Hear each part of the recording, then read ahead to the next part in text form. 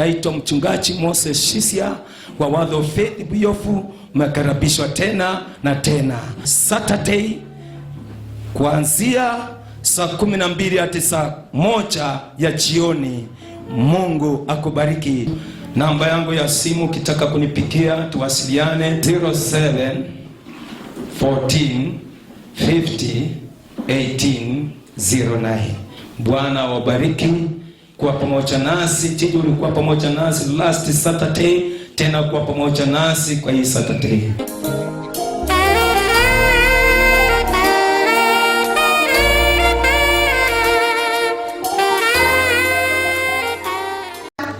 Mama wa nyumba hii, nashukuru Mungu kwa kunipa hii fursa siku ya leo nikaweze kusimama mbele yenu na hata kuwa mahali hapa. Hakika imegharimu Mungu. Nashukuru Mungu maana yeye amenibariki, amenitenda mema. Nimeoleka, niko na mume mmoja, niko na watoto 4 wa kiume. Nashukuru Mungu kwa umbali amenifikisha yeye Ebeneza. Nashukuru Mungu kwa kila mmoja ambaye ameingia katika nyumba hii kuunganika pamoja na Mungu aliyemuumba muabudu siku ya leo. Hakika ni siku njema, siku ambayo inapendeza. Wewe kwa mahali hapa imegharimu mkono wa Bwana. Nashukuru kila mmoja kwa ajili ya shughuli zako na kukuja kwa ibada siku ya leo. Asanteni, Mungu awabariki. Nashukuru Baba kwa fursa hii hata kunipa nikaweze kusimama mbele zenu. Si jambo rahisi, lakini imemgharimu Bwana. Kwa maana najua kwamba yeye pekee anaweza na yeye ni mwaminifu. Hakika mimi nimefurahia hata kuwa pamoja nanyi. Nimefurahia hata siku ya leo mtukuza Baba, na nimebarikiwa kuwa katika nyumba hii. Na hakika naamini ya kwamba tuko mahali pazuri. Maana unapokuwa pamoja na Mungu, Mungu anatenda mambo makuu ambayo wewe hauyajui. Mungu anakubariki, anakuinua. Kwa maana hakika hawezi kuja mbele za Baba na akaweze kukuacha. Bali huyu Mungu ako na jawabu juu ya kila mmoja. Nako mahali hapa, unapomtazama yeye anaweza kubadilisha maisha yako. Ni wewe tu kufungua moyo wako na kuwa tayari kupokea lile ambalo amekuandalia kupitia kwa mtumishi wa Mungu siku ya leo. Ninashukuru Mungu maana ameniokoa na umbali amenitoa. Hakika yeye ni Ebeneza. Natukuza jina la Jehova siku ya leo kwa ajili yeye anaweza kuwa mwaminifu hata kunipa uhai. Hakika kuna wengi wametamani waishi lakini hawajaishi.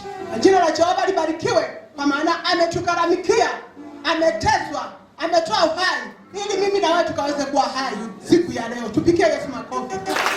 Amen.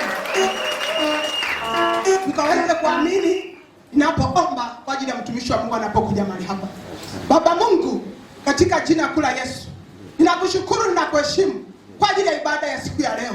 Wewe umeibariki, wewe umeitakaza, na wewe umeshuka na uko tayari kushughulikia wanawake. Pray as we believe. Amen. Thank you Jesus. Acha tupige makofi yetu. Katika Yesu Kristo anapokuja kutulia katika jina la Yesu. Yesu anatawala. Wacha Yesu anatawala. Oh my God, anashika president. Thank you. Amina. Be blessed. Asante. Thank you. Asante. Amen. Because mama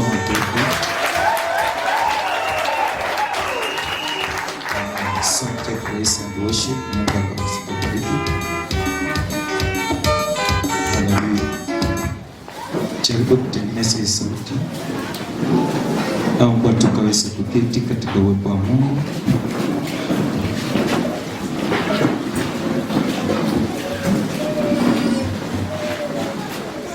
Amen. Bwana Yesu asifiwe. Mwami Yesu etongwe. Bwana apewe sifa. Mwami aibwe. Ningependa tusalamie mtu kwa niaba yangu. Sasa kuokesi ya mundu kulwange. Ninaupenda kwa upendo wa Yesu Kristo. Ndabachama buyanzi wa Yesu Kristo. Na ninashukuru Mungu kwa sababu ya siku hii. Nakupira na saa kulo itsuli ya nyangini. Kwa nafasi ambayo ametupa tukaweze kupokea kutoka kwake. Kulebe kabe na bia kubere kunyola kurula kunie. Mungu wetu si kama mwanadamu. Na saa wefu salinge mundu tawe. Yeye anapotengeneza nafasi anatengeneza na makusudio yake na malengo yake. Niena akasi obwe yango akasianga nende kulonda na kwenya kwaye. Akikutengenezea nafasi ya kumfikia sio kwa bure. Na kukasiria bwe yango kukumulra sino kulwesa kata. Hebu nashukuru Mungu kwa sababu ya nafasi. Hokupira na saa ya kulwebe kebeno.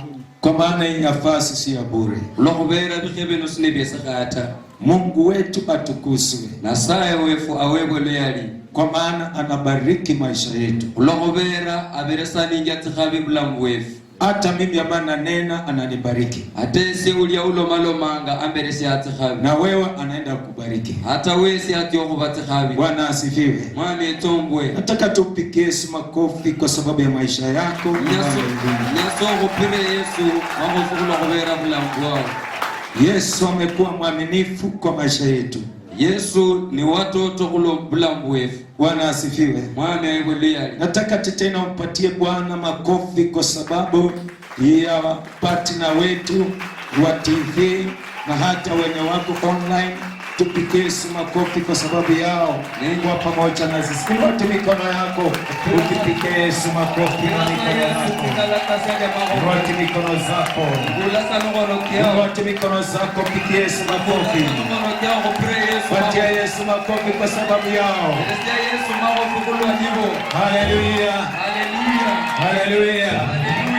Amen. Amen. Kwa maana kwa maisha yetu. Watoto mbulambu wefwe. Kila mtu mahali popote alipo na yeye ni partner wetu kupitia kwa TV pamoja na online, tunasema Mungu akubariki sana kwa kuitikia kuwa partner wetu. Buli mundu alya wosu wali ne oli partner wefwe. Nasaye akobete kabi khoberra kuba wefwe. Mungu akubariki sana. Nasaye akobete kabi lukali. Na Mungu hataacha maisha yako isalie hivi. Nasaye sala le kabula ngobo tonge buryo tawe. Haleluya. Haleluya. Kwa hiyo mchana wa leo niruhusu nikaweze kunena uchunga ambao Mungu amenipa kwa ajili yako na kwa ajili yangu mimi pia. Nsere senyanga inonde kule nyola kuloma kuwarele nasare kulwewe. Na Mungu anaenda kukubariki. Nasaya tioko batikabi. Bwana asifiwe. Mwami aibulia. Nataka siku ya leo tunaenda pole pole. Nenyi nyanga nyangi no kutia kala. Tunaenda pole pole. Kutia kala. Na tunaenda kufika penye Mungu anataka tufike. Kutia hula abundwa nasaya yenya hule. Bwana asifiwe. Mwami etombwe. Tunaenda kufika. Kutia hula. Ambia mwenzako tunaenda kufika. Bora wasi kutia hula. Basi Sunday nilikuwa nikisimuza kuhusu moyo ambao ulio na waputio.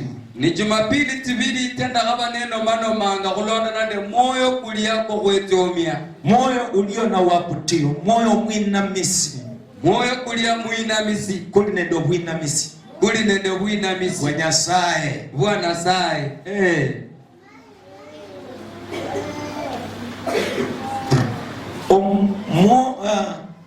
Moyo ulio na waputio wa kiungu. Moyo kulia kulinende mwinamisi o Bwana sae. Yesu nikasema kwamba kila nafsi, kila moyo Mungu alitia ndani ya huo moyo waputio. Ndalo maloma nembo la buli muona sayati ya era mukare mu moyo ko kulia moyo kulinende mwinamisi Bwana sae. Kila roho, kila moyo uko na waputio. Buli moyo kulinende mwinamisi. Na moyo huu usipoelekezwa kwa Mungu, waputu Mungu, ne moyo kono kulatirisiwa kulona na kuinamira na sae, utaelekea miungu mingine. Kulatirira kubuna sae bundi. Bwana asifiwe. Mwami etombwe. Utaelekezwa kwa miungu mingine. Pigia huyu makofi, siku nyingine atafanya vizuri. Kati. Pigia makofi, Mungu amsaidie kumwelekea kumpatia.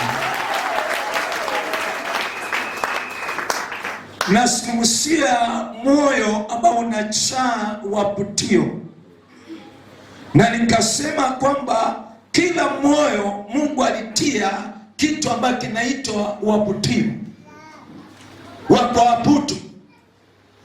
Ndio unapata mtu hata kama haendi kanisa, ukikutana na yeye anakuambia mimi pia niko na Mungu na ninaomba. Si lazima mtu ambaye anaenda kanisani ndio anaomba. Hata mimi nikikaa nyumbani naombeanga nyumbani. Yani which means hiyo huo moyo kuna mahali penye anaabudu. Kuna kitu ambaye anaabudu. Moyo wa mtu usipelekezwa kumwabudu Mungu, utatafuta kitu ambacho kitaabudu. Moyo wenyewe utajitafutia kitu cha kuabudu. Ndio kwa maana maandiko yanasema katika kitabu cha Mithali ya kwamba kuna njia moja ambayo mwanadamu amechagua, inaonekana kwa macho yake ni njema, lakini mwisho wake ni mauti. Na katika kitabu cha Mithali maandiko yanasema kwamba linda moyo wako kuliko vyote ulivyo navyo, kwa maana hapo ndiko chemichemi ya uzima kutokea. Linda moyo wako. Mtu wa kwanza wa kumlindia, mlinzi wa moyo wa mtu ni wewe mwenyewe. Ambia mwenzako wewe mwenyewe. Mlinzi wa moyo ni wewe mwenyewe. Ukiruhusu moyo wako ukose kuelekeza moyo wako kuabudu Mungu, moyo wako utajitafutia vitu vya kuabudu. Ni kwa sababu unapata wengine aliamua, mwingine akiona nyoka anatoroka, anapika duru, anatafuta vimbo, na mwingine naye akiona nyoka ni rafiki wake. Wanakaa pamoja, anampikia chakula, anamtandikia malazi ya makaratasi ya watoto wengine, anamtandikia malazi ya nguo za watu wengine, analalia. Akiona nyoka, moyo wake unatulia, unakuwa na amani, kwa sababu moyo ule ulikosa kuelekezwa kuabudu Mungu, na ulipokutana na nyoka ukapenda nyoka, ukaabudu Mungu nyoka. Kila mtu vile tumekai, kila mtu vile ameumbwa, ako na uabudio ndani mwake, na uabudio usipopata mwelekezi mzuri wa elekezo kumcha Mungu aliyeumpa, utatafuta kitu cha kuabudu. Asubuhi ya leo ni swali kwa maisha yako, wewe unaabudu nini? Tunaweza kuwa tuko pamoja kwa kanisa moja, tuko pamoja mahali, tumekaa mahali hapa, lakini wewe ndani mwako hauabudu Mungu ambaye tunaabudu. Kuna Mungu wake ambao huwa unaabudu. Bwana asifiwe. Huwa unaabudu Mungu aina gani? Siku moja Shadraka, Abednego na Meshaki walikuwa kwa ibada mahali fulani wakiabudu. Watu wote wanaabudu sanamu wanaabudu sanamu, lakini hao ndani ya mioyo yao wanaabudu Mungu aliye hai. Ijapokuwa wako kwa hiki kikundi, lakini ndani ya mioyo yao hawaabudu huyo Mungu ambao unaonekana wa sanamu, wanaabudu Mungu aliye hai. Naomba kwamba siku moja maisha yetu, ama wakati tunapokutana tukiwa pamoja, ijapokuwa tunaweza onekana tunaenda kwa njia moja, lakini ndani ya moyo wako niwe nimechagua njia moja ya kuabudu Mungu aliye hai. Kwa maana Mungu wetu yeye anaishi milele. Nyoka inaweza kufa, bwela inaweza kufa, vyote vinapita, mali inapita, uwezo unapita, majina ya watu inapita, miungu inapita, lakini Mungu wetu anaishi milele. Haya hapateneke, lakini anabadilisha. Penda kumwabudu Mungu ndani ya moyo wako. Nasema penda kumwabudu Bwana. Ruhusu moyo wako mwabudu Bwana. Maandiko yanasema linda moyo wako kuliko vyote ulivyo navyo. Linda moyo wako. Kulinda moyo wako ni kuchukua moyo wako uelekeze mwabudu Bwana. Lakini kama moyo wako hauabudu Bwana, umeacha moyo wako, hautalinda moyo wako, na vyote ambavyo uko navyo ni bure. Hata jina kubwa ambalo uko nalo siku moja litakosa heshima. Watu watakuabudu, watu watapigia saruti. Siku moja yule ambao anakupigia saruti ukipita, siku moja, nasema siku moja, atakuangalia angalia kama hakuoni, kwa maana heshima ya jina imekwisha. Lakini tunalo jina moja ambaye heshima yake inadumu, anaitwa Yesu Kristo, aliyekuja akafa msalabani, akazikwa, baada ya siku 3 akaondoka kwa kaburi, akapaa juu, ameketi mkono wa kuume wa Baba. Yeye ni advocate wetu, yeye ni mtetezi wetu. Yeye ukiwa na yeye, mpendwa, mambo inanyoroka. Watapinga lakini hawatapinga Yesu. Nasema watapinga lakini hawatapinga Yesu. Penda kumwabudu Bwana, penda kumwabudu Bwana. Kwa sababu Mungu alitengenezea mwanadamu, akaweka waabudio ndani mwake, na akajua huyu mwanadamu nisipompatia mwelekezi wa kuniabudu atajitafutia mwelekezi. Maandiko yanasema kabla Yesu ajaja kulikuwa na hekalu, na hiyo hekalu mahali penye watu wanakutana wakimwabudu Mungu, kulikuwa na sehemu 3: sehemu ya nje, sehemu ya ndani na sehemu ya ndani kabisa. Sehemu ya nje, sehemu ya ndani ambayo inaitwa patakatifu, na mahali patakatifu pa watakatifu. Sehemu ya pili, wangetolea mahali pale, kuhani wangeingia mahali pale kila mara wakitolea Bwana ibada. Lakini patakatifu pa watakatifu ilikuwa kwa mwaka safari moja. Kuhani angeingia mahali pale na dhabihu za watu kumtolea Bwana, na akisikiliza sauti ya Mungu, Mungu amnenee kwa ajili ya mwelekezi ya wana wa Israeli jinsi wataelekea ama wataishi huo mwaka. Kwa hivyo kuhani angeingia patakatifu watakatifu kusikiliza kwa Mungu, Mungu anazungumza nini kuhusu mwaka huo, anataka Israeli waende namna gani. Maandiko yanasema kwamba kama huyu kuhani angekosa kujitakasa vikamilifu na ingie mahali pale na dhambi, maandiko yanasema kwamba angeingia mahali pale hangerudi akiwa salama, na hakuna mtu angeweza kuingia mahali pale amtoe. Alikuwa akiingia mahali pale wanafunga kamba kwa mguu wake, ikiwapo atakawia mahali pale na hawaoni kamba ikitingika, wanajua kwamba amekufa. Wangesimama nje na kufuruta hiyo kamba wamtoe, akifurutwa anatoka. Nasema kwamba wakati maisha yako inakufa, saya hatukufi kiasi, lakini mambo ya Mungu ikikufa, wapa Mungu kikufa kwa maisha yako, unafurutiwa chini. Nasema unafurutiwa chini. Mapepo inakufurutia chini, watu wanakufurutia chini, yani mali maisha yake inakuwa ya chini. Na anatangaza mchana wa leo, wewe hautakuwa maisha ya chini, hautafurutiwa chini na mapepo, hautafurutiwa chini na hali, hautafurutiwa chini na majirani yako. Nasema wewe hautakuwa chini, wewe unakuwa juu. Maandiko yanasema sisi sio hapa dunia, sisi ni wa juu. Natangaza unakuwa juu kwa kila jambo. Nasema unakuwa juu. Chochote ambao unafanya hautafinyiliwa, Bwana anakuinua.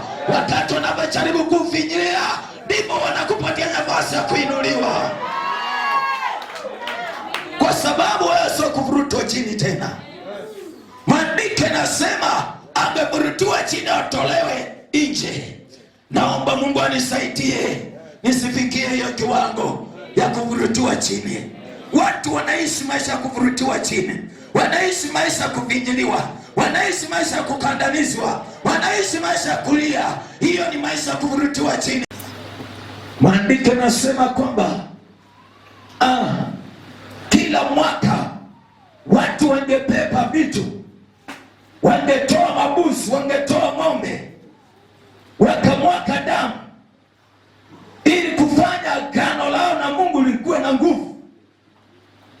Na maandiko yanasema kwamba wasikie pia sauti kupitia kwa kuhani, lakini maandiko yanasema kwamba damu ya mbuzi na ng'ombe haikuwasaidia. Sunday nikasema kwamba wakati mnatoa ng'ombe zenyu, mbuzi zenyu, mkifanya sherehe ya utamaduni kimila, haitakusaidia, kwa maana wakati wa hiyo ilipita. Kama haikusaidia waliokutangulia, ni kwa sababu Yesu akakuja. Wewe hata ukitoa haitakusaidia. Toa tu patini zako. Wa mwezi kama huu wa 12 tunapata watu wanarukwa na vichwa, watu wanakonjeka, watu wanakufa ovyo ovyo, mambo inatendeka mabaya mabaya, kwa sababu watu wametoa dhabihu kwa miungu, wametoa dhabihu kwa madhabahu ya kimila na utamaduni, wameinua. Na wakati wanapoinua wanaitia nguvu, inaanza kunena, maisha ya watu inaanza kuharibika. Naomba kwamba Bwana atusaidie kama kanisa, tusirudie makosa ambayo tuliyofanya kule nyuma. Ukiokoka, amua kuokoka, damu ya Yesu ikuoshe. Damu ya Yesu ikutakase. Damu ya Yesu ikuondoe kwa misingi ya kale. Nataka, kama unataka kukubaliana na mimi, nataka tuende safari, twende moja kwa moja kwa neno la Mungu.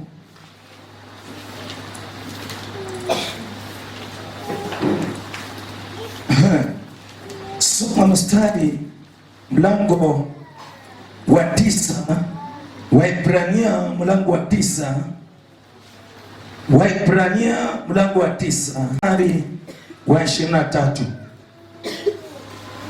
hadi 25, mstari wa 28. Tasoma waraka wa Waebrania mlango wa 9 mstari wa 23. Biblia inasema kwamba basi ilikuwa sharti nakala za mambo yaliyo mbinguni zisafishwe kwa hizo. Soma polepole vizuri, soma polepole, kila mtu akuelewe, hata mwenye amekaa kwa nyumba yake akuelewe vizuri. Basi ilikuwa sharti nakala za mambo yaliyo mbinguni zisafishwe kwa hizo, lakini mambo ya mbinguni yenyewe yasafishwe kwa dhabihu zilizo bora kuliko hizo, kwa sababu Kristo hakuingia katika patakatifu palipofanyika kwa mikono, ndiyo mfano wa patakatifu halisi, bali aliingia mbinguni hasa aonekane sasa usoni pa Mungu kwa ajili yetu, wala si kwamba ajitoe mara nyingi kama vile kuhani mkuu aingiavyo katika patakatifu kila mwaka kwa damu isiyo yake. Kama ni hivyo, ingelimpasa kuteswa mara nyingi tangu kuwekwa msingi wa ulimwengu. Lakini sasa mara moja tu katika utimilifu wa nyakati amefunuliwa azitangue dhambi kwa dhabihu ya nafsi yake. Kwa dhabihu ya nafsi yake. Nataka unisikilize, maandiko yanasema kwamba ilimpasa Kristo aingie patakatifu pa watakatifu safari moja na kutoa dhabihu ya yake mwenyewe ajitoe dhabihu. Si kwamba aingie patakatifu mahali penye ilitengenezwa kwa mikono ya wanadamu, lakini alijitoa kama dhabihu na akaingia wapi? Akapaa, akaingia mbinguni. Vile vile kama wakati wa kuhani walikuwa wanatoa dhabihu mwaka kwa mwaka, wakiingia hekaluni mahali penye ilitengenezwa inaitwa patakatifu pa watakatifu. Maandiko yanasema kuhani angeingia mahali pale mwaka kwa mwaka, na ilikuwa inapasa watu mwaka unapoanza unaanza kujipanga na ng'ombe ya kwenda kuchinjwa, kondoo ya kwenda kuchinjwa, busi ya kwenda kuchinjwa. Unajipanga, na hiyo ilikuwa kwa lazima. Ambia mwenzako ilikuwa lazima. Rudia tena, ambia mwenzako ilikuwa lazima. Kwa hivyo hawangetaka kujua ya kwamba wewe uko nayo ama hauna, mradi umesaliwa mtu mkubwa, ni lazima utafute upeleke.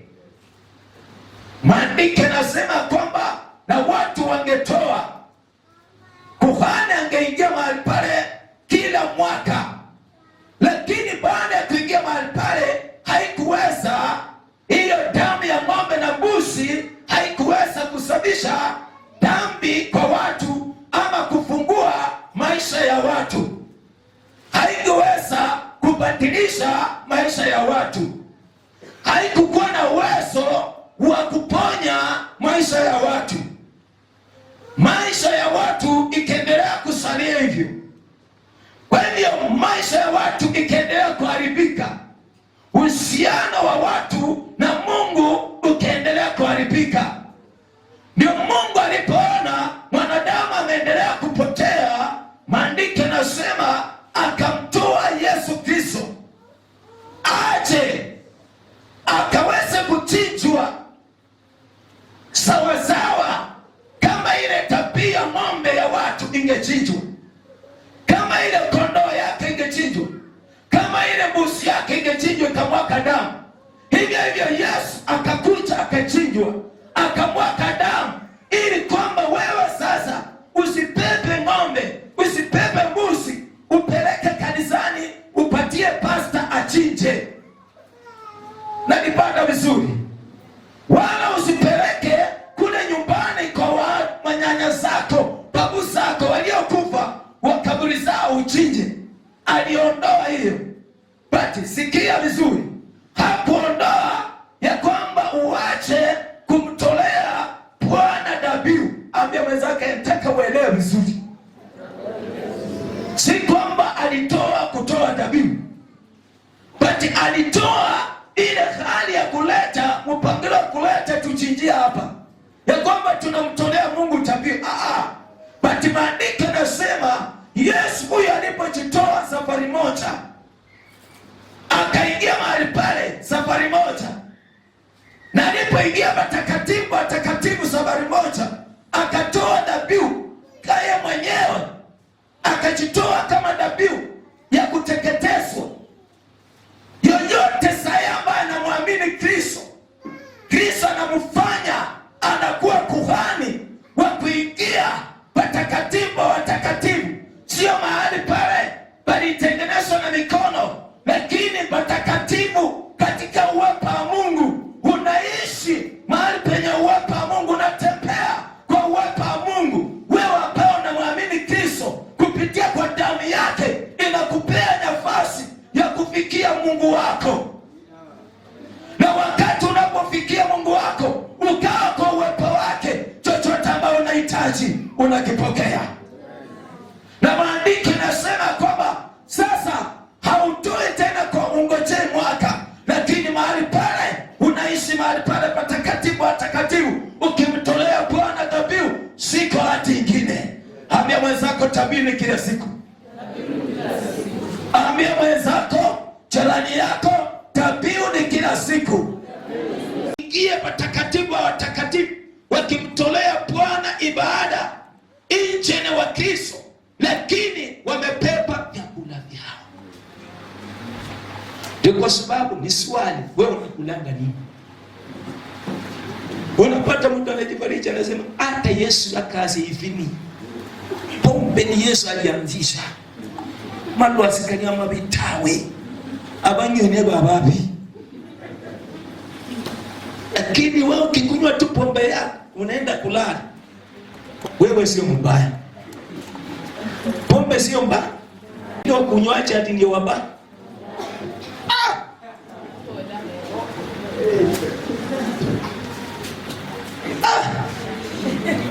Nengine budai.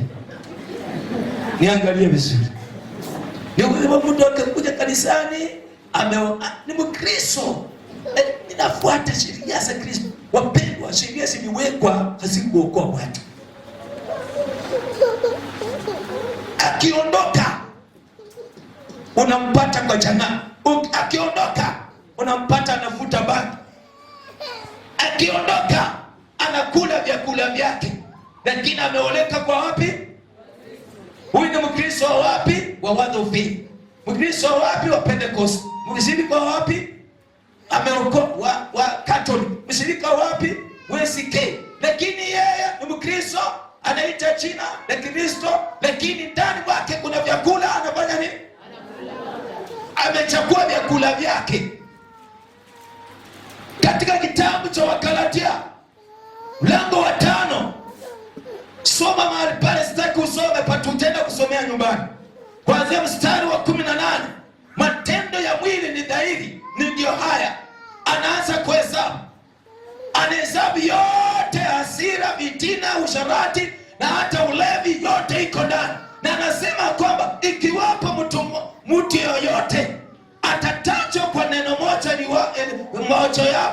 moja wapo ya haya, anasema kwamba, sikiliza vizuri, anayekaa katika mvinyo, anasema maandiko anasema kwamba atakuwa hivi, atafanana na mtu ambaye amekaa kwa mlingote juu na anaanza kusinzia. Wewe imagine, wewe ndio kaa kwa mlingote juu na unaanza kusinzia, maisha yako iko namna gani? Iko hatarini.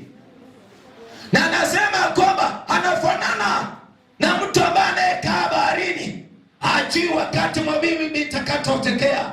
Unajua watu wa baharini, kama umeshaenda baharini unaelewa mambo haya.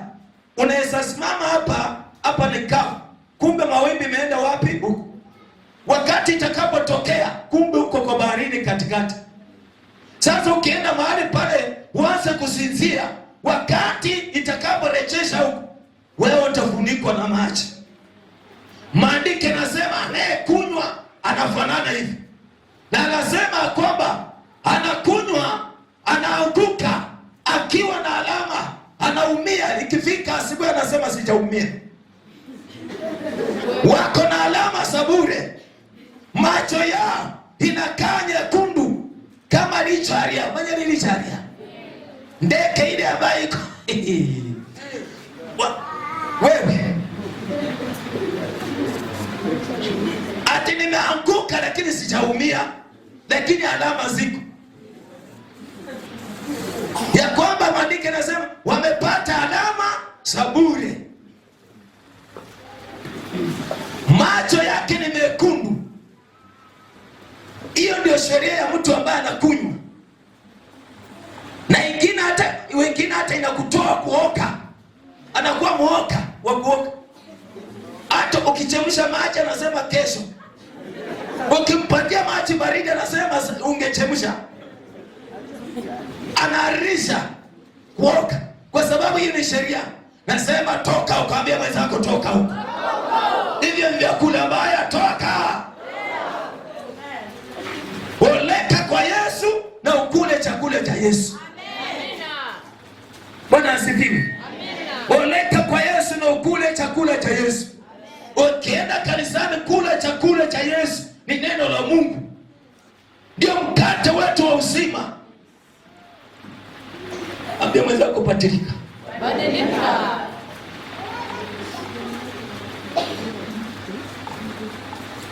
Namba 2 wamesema kwamba watamshika wamwambie nini? Soma. Tuko na vyakula vyetu. Namba 2 inasema kwamba na siku hiyo wanawake 7 watamshika mtu mume mmoja wakisema, tutakula chakula chetu na kuvaa nguo zetu. Ngojea kwanza, unaenda pole pole. Tutakula vyakula vyetu. Namba 2 tutavaa nini? nguo zetu. Tutavaa nini? Nguo zetu wenyewe. Tutavaa nguo zetu wenyewe. Tutavaa nguo zetu wenyewe. Wewe uko na nguo ya nani? Nguo yenye umevaa ni nani amekununulia? Nani amekupatia? Sizungumzii nguo hii ya nje, nguo ya ndani, tabia yako. Ambia mwenzako tabia. Umeokoka unajaa hasira, umeokoka unajaa vitina, umeokoka unajaa wewe.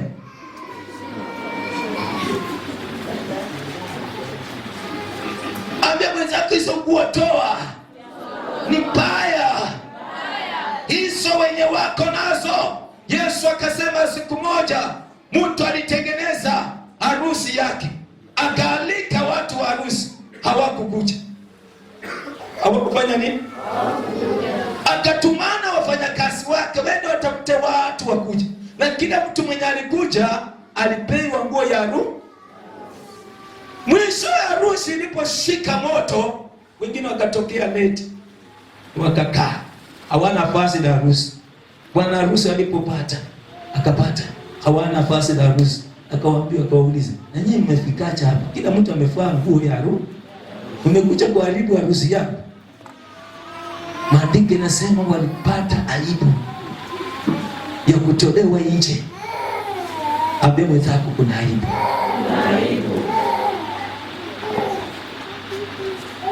Na kuombea Bwana akusaidie uvae vazi takatifu la Bwana. Maandiko yanasema pasipo utakatifu hatutamuona Bwana. Chukua nguo ya utakatifu uvae. Kristo, lakini waongo namba 1. Hata pastor unamtanganya, hata mimi unanitanganyanga tu.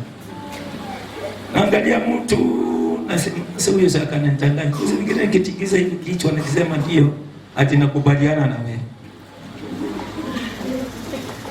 Na mwenyewe utatoka kwa ofisi kusema kwamba na challenge pastor. Lakini najua tu umenitanganya. Kwa sababu wewe ni mtoto wangu na ninataka kukusaidia. Sitaki uende mbali. Nitakuleta pole pole. Lakini nikijua kaongo kako ndani. Wesi hata hapa mfike sasa hivi mmekaa hivi, kuna wengine wengi wamechelewa. Nikiangalia hivi sasa hivi najua hapa kuna kiangalia hivi watu hapa kuna fulani hata anaweza kuhesabia. Na kila mtu ninamjua. Hata chenye uko na hata asubuhi wewe najua tu ukitoka nyumbani unatokanga na unagana. Najua. Na ile sitaki nikwambie kwa sababu nataka nikusaidie ako katabia kafanya nini? Okay. Niangalie tu. Hebu tuangaliane. Kuna kafasi kangali ndani mwako. Tuangaliane. Yako ni Mkristo, ni muongo namba 1. Pako unatanganya mume wako, unatanganya mke wako, unatanganya watoto wako, unatanganya pastor wako. Kuna mwingine akaniambia, pastor, mshalo hii kwa hii tumia paka utanganya ndumishi. Usitumie uongo kweli kila mahali. Kwamba ukweli kila mahali utakufikisha mbali. Uongo uko na mwisho.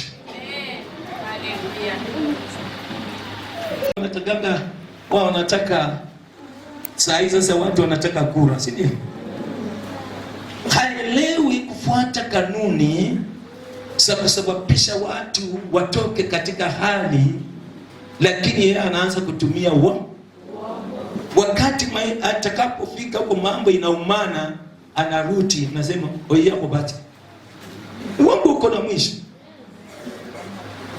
Uongo uko na mwisho. Unasifiwa?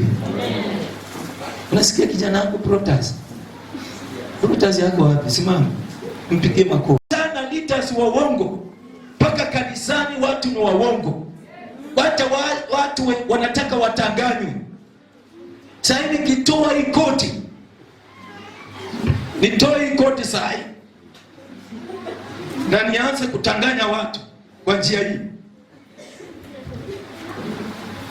Simama hapa mama. Nisema kwamba mwenye atagusa hii koti shilingi 1000 hapa, kwa maana shida zako zote zitakuwa zimeisha. Koti ya mtumishi wa Mungu wa upako, nimetia upako, kila kitu itaisha. 1000 mama chukua, mwingine achukue, isunguke hivi 1000. Nitajaza hapa pesa mpaka nishindwe kupenda. Lakini nikiambia mtu, ukimwamini Kristo, amekutakasa kwa damu yake, amekupeleka patakatifu patakatifu, umtolee Bwana dhabihu kutoka ndani ya moyo wako. Dhabihu ni ibada, dhabihu ni wakati wa kumwabudu Bwana, dhabihu ni vile unajiwezeshwa. Unaweza amua utoe kitu ifanye kazi ya Mungu. Mungu anasema sina, lakini wacha nilete uongo, hautasema hauna. Sasa ninaimba hapa nikisema kwamba hii TV tunalipia. Wapendwa, yeyote ambaye ako na kitu atoe, kwa sababu ya hiki kipindi kiendelee. Hakuna. Lakini nikianza kuzungumza kwa hii TV ya kwamba ninakuona penye huko, Roho wa Mungu ananiambia ukituma hapa 2000, Bwana anakutana na hiyo hitaji sahi, unapona sahi, tuma sahi. Pesa zingekuwa zinaingia.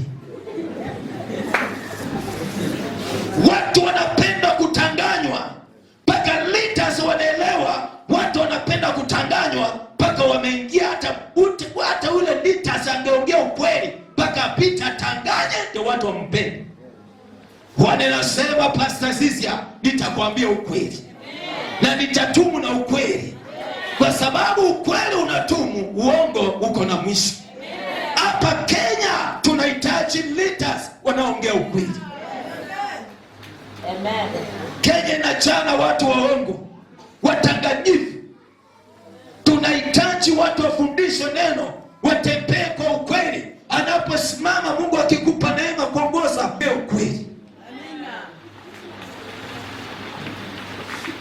Pesa, usitanganye watu na pesa. Usitanganye watu na pesa. Kuna kijana mmoja aliachwa na wazazi wake wakakufa. Kijana huyo akahangaika, hana chochote, hakusoma. Kijana akahangaika, akaoa, kujenga nyumba ikashindikana. Anakaa kwa nyumba, maji tu kama umekaa nje. Akaanza kusiaka sukari ngurua, akitembea kwa mashine ya watu, akisiakia watu dianishe familia yake. Wakati wa kura zilipotokea, wakati wanapatilisha kutoka kwa council na watu waingia kwa MCA, watu kuita MCA, unajua mwaka yote patilisha. Huyu kijana akatembea kwa miguu akiomba watu kura bila pesa, wenye anasiakanga nao sukari ngurue akiongea. Na kweli watu wakasema huyu kijana ni mzuri, hata kikufanyia kazi ni mwaminifu. Hata ukimpatia shamba kupalilia ani mwaminifu, hajawahi kosa. Huyu tukimpatia at least chochote chenye ataongea atatufanyia kwa ukweli. Watu wakatoa pesa, wakaongea, lakini yeye alikuwa naomba tu, hata sio maneno mengi. Si mnanijua tu. Si mnipatie. Tutakupatia. Wakati alipopata akasahau. Akafikiria pesa sasa itamsaidia next.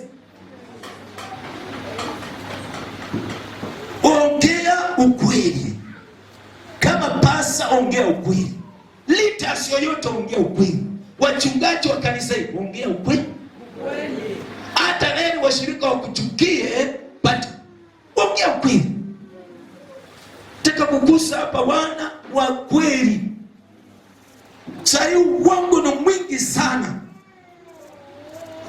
Hauwezi kuwa na moyo unayepepa ibada ya Mungu, umeunganika na Mungu, na Mungu sio muongo, na wewe ndani mwako uongo unajaa. Huyo sio Mungu.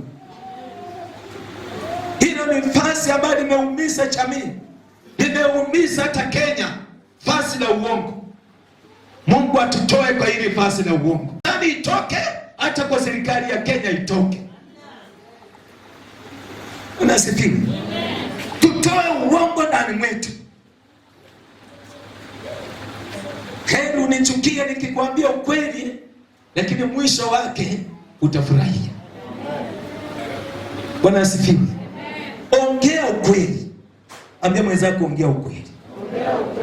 Ongea ukweli. Ongea ukweli. Ongea ukweli. Sasa hapo nikitaka kununua gari, na vile unanisikiliza ngaya, ni rahisi sana. But nangojea wakati wa Bwana. Sina nunua hizi vitambaa. Wengine wasiwaka hapo wakumbi tu. Wacha wanausikaga kwa wakumbi. Sasa suka. Sinikileta kitambaa unaweka picha yangu. Usimama kijana. Sinikileta kitambaa unaweka picha yangu na kuandika. Sitanunua hizi vitambaa. Na nipeleke kwake ni vipi? Itanikarimu maybe ngapi? Kwa kitambaa ni pesa ngapi? 200. Kwamba kiwango cha ndio kitakufungulia mlango mkubwa.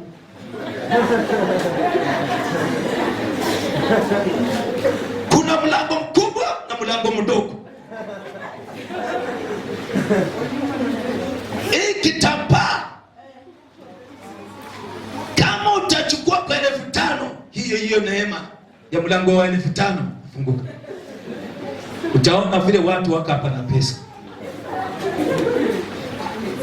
Tuna pesa. Lakini kiti chenye tunakalia kanisani tumehaisha. Ukiingia kwa madhabahu, maua ovyo ovyo iko. Lakini tuko tu.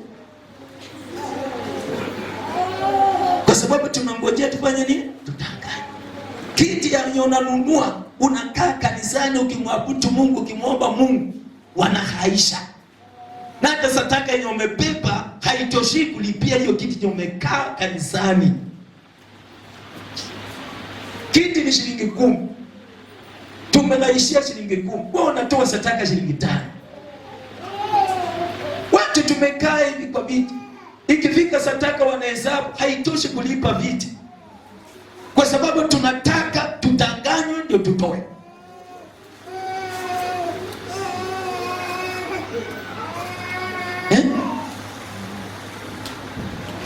Sasa hapa kuna ngemeni. Wanyole meni ni malaika wa mwikulu. Kiti chenye umekalia kimehaisha kwa table. Lakini vile tumekaji wakienda kuhesabu sadaka, tena pesa nyingine achaze kwenda kulipia hiyo kiti. Na mwenye amekalia ametoa sadaka pesa ngapi? Mwingine hana na mwingine 5 bob.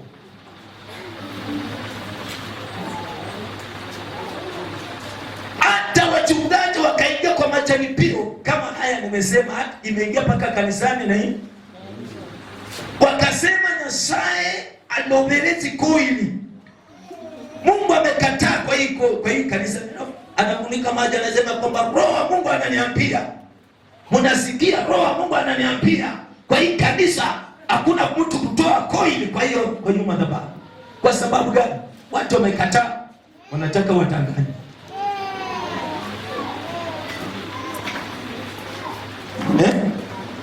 Sasa nikifunika hapa maji nisema kwamba Roho wa Mungu ananiambia kutoa hapa koili hapana, ni manoti. Watu wataanza kutoa koili, hautapatanga hapa.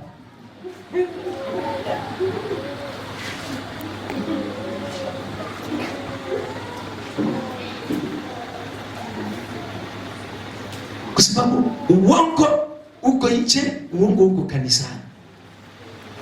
Na watu ambao wamechangia hata uongo na kukeuza hata leaders ni sisi wenyewe. Tulio chini ya leaders wetu. Uongo wa kwanza ni wewe na mimi. Kwa sababu hata mimi pia kuna mtu niko chini yake.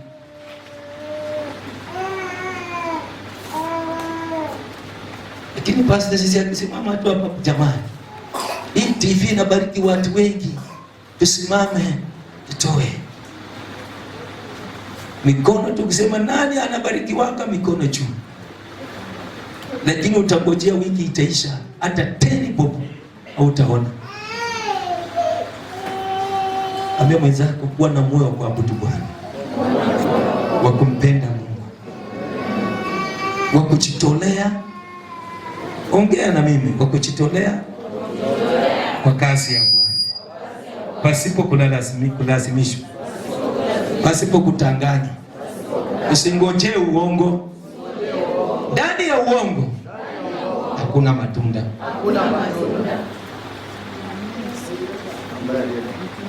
Ndani ya uongo hakuna matunda.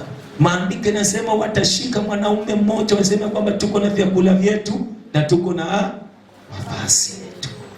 Vazi la uongo kanisani limeumiza Kenya, limeumiza Kenya. Tunahitaji watu walio na vazi la ukweli, vazi la uaminifu, kwa sababu ndani mwetu tunajaa uongo na ufisadi. Sasa sio wewe, ni ile spirit imechocholewa inainuka. Kanisani tunataka tufanye vitu kwa sababu tunataka kutendewa, kwa sababu ufisadi uko ndani mwetu. Wakikwambia mwenzako amefiwa, unasema harusi yake na Yesu kwa dema na inga kuimanga na ngemanga na mwana wa isukuli, mtoto wa shule. Hapa tulisema hata watoto wa Sunday school. Akikuwa mtoto wa Sunday school, atakufanyia nini ndio wewe umfanyie?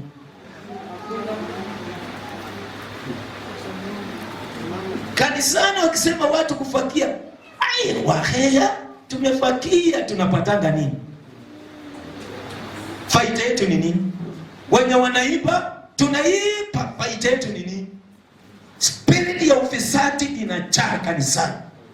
Mungu akusaidie iondoke hiyo roho. Kumcha Mungu na kutoa dhabihu karama. Ukiona ninahubiri hivi, mtu ahubiri kwa upako na watu wapone, ni karama. Tungetafuta tunapewa nini hata hapa Buyofu, singekuwa.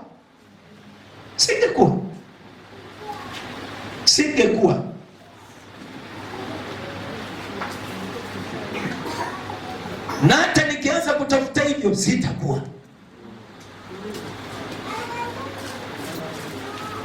Sikiliza, hata hii TV tunalipia, kuna ukweli. Wewe ni mshirika hapo, uchachangia hata nduru moja, na uko tu hapo,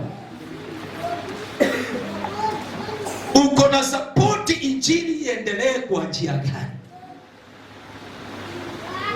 Wewe ni mshirika hapa, lakini hata matoleo yako kuna Sunday nilisema kwamba hata mbinguni Mungu akihesabu kwa matoleo yako shilingi 100 kufikisha sadaka kwa mwaka ni muujiza mkubwa. Kwa sababu kila Sunday hauna, kila Sunday. Sasa mimi ni kama mchungaji, ningetafuta kitu kwako, ningekuhubiria. Wacha tutafute mema kutoka kwa Mungu. Na wakati unapotafuta mema kutoka kwa Mungu, chenye unafanya ukiwa umemwamini Mungu. Hautaangalia kwa mtu.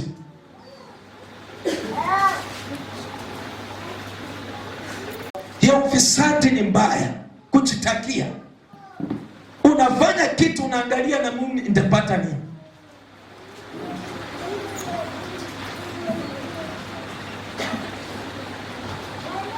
Nuka tuko miguu zako.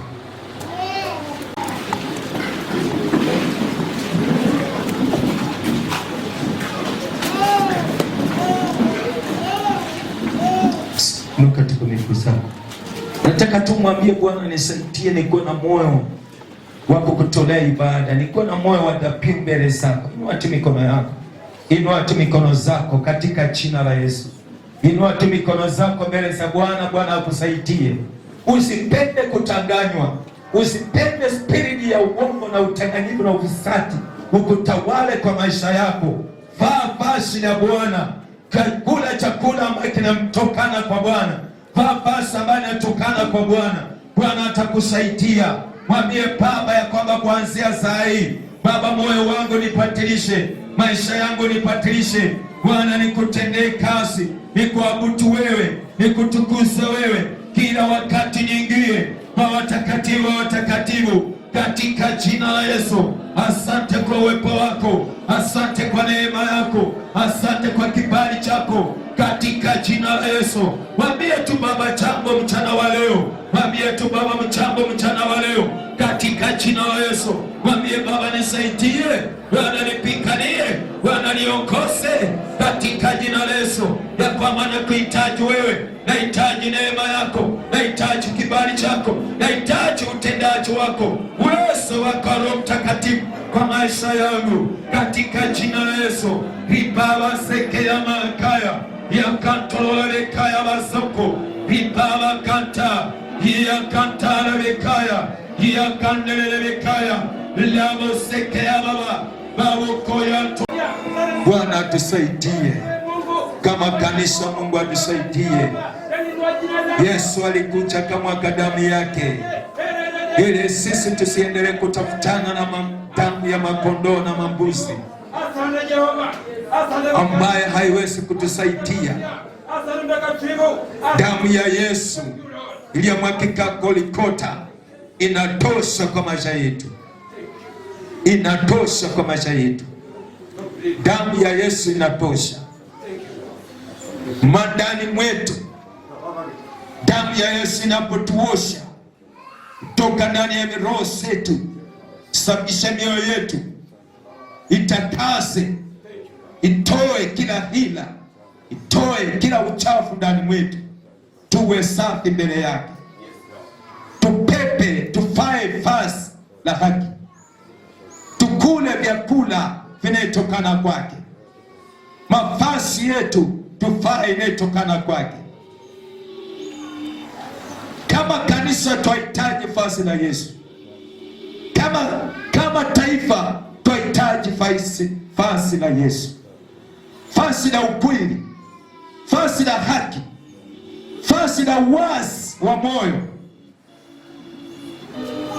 vazi la upendo.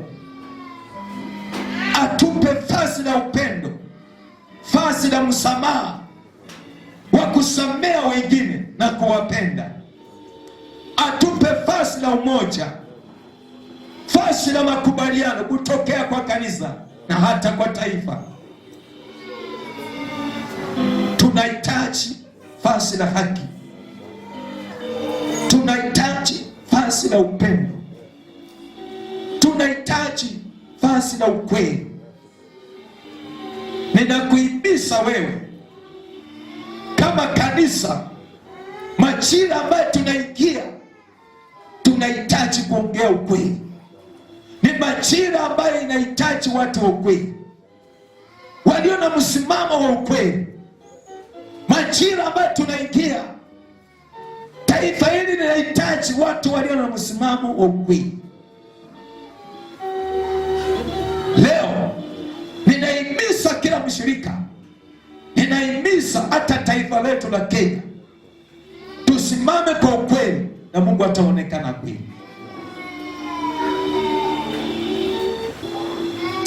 Tusimame, tuko na msimamo wa ukweli, msimamo wa kupenda watu, msimamo wa kupendana, msimamo wa kusameheana. Tuwe na msimamo wa kusameheana, kwa maana kila mmoja wetu ako na utaifu wake, na huo utaifu wake hauwezi kukupendeza. Usamehe na umpende,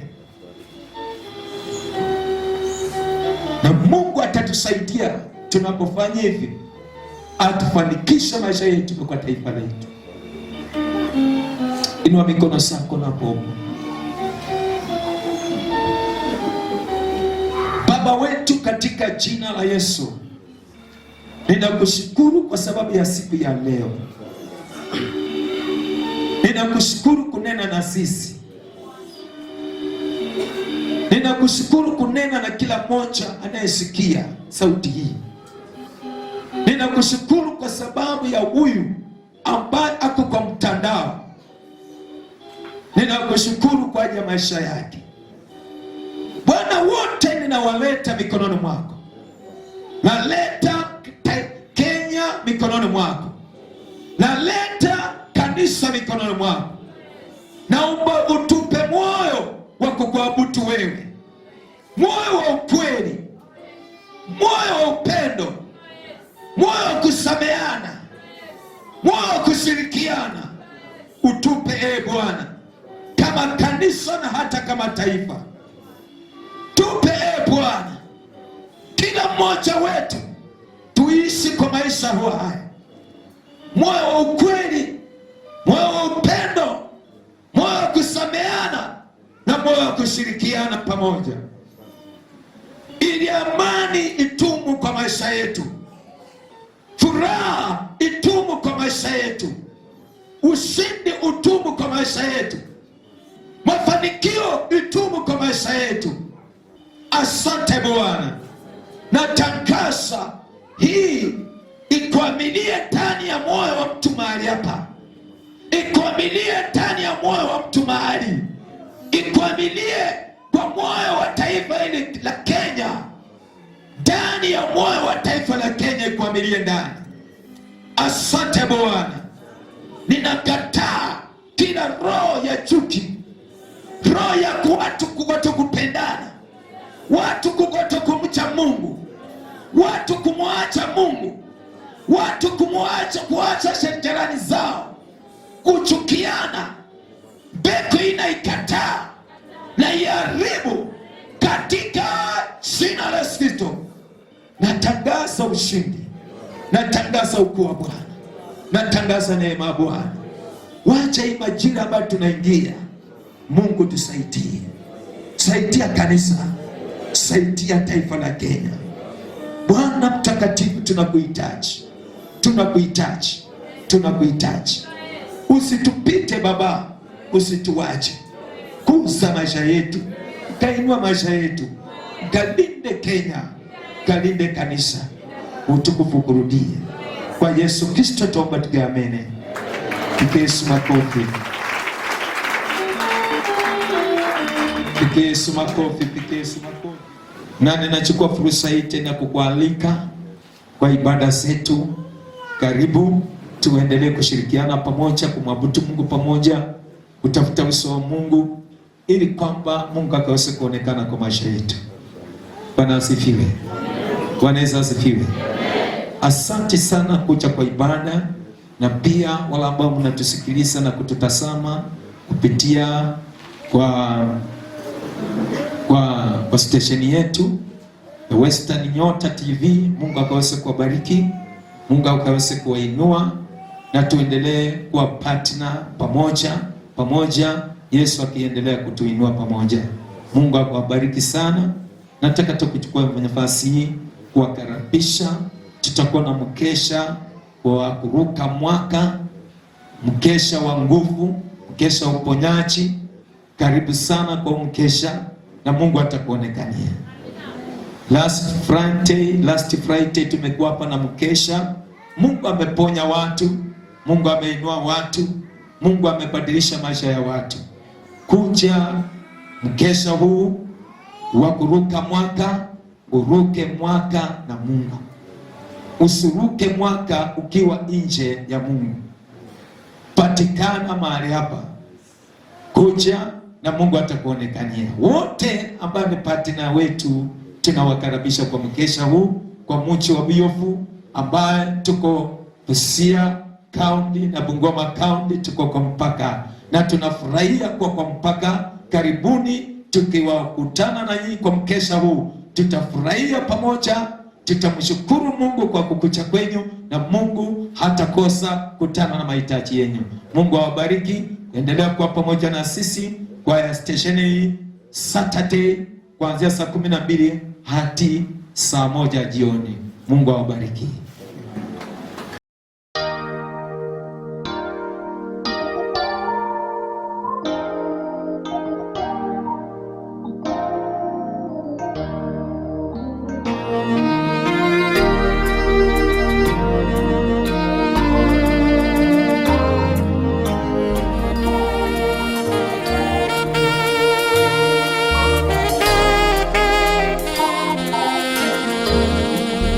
Naitwa mchungaji Moses Shisia wa Word of Faith Buyofu. Mmekaribishwa tena na tena. Saturday kuanzia saa 12 hadi saa 1 ya jioni. Mungu akubariki. Namba yangu ya simu ukitaka kunipigia tuwasiliane 07 14 50 18 09. Bwana wabariki kwa pamoja nasi. Tiji ulikuwa pamoja nasi last Saturday, tena kwa pamoja nasi kwa hii Saturday.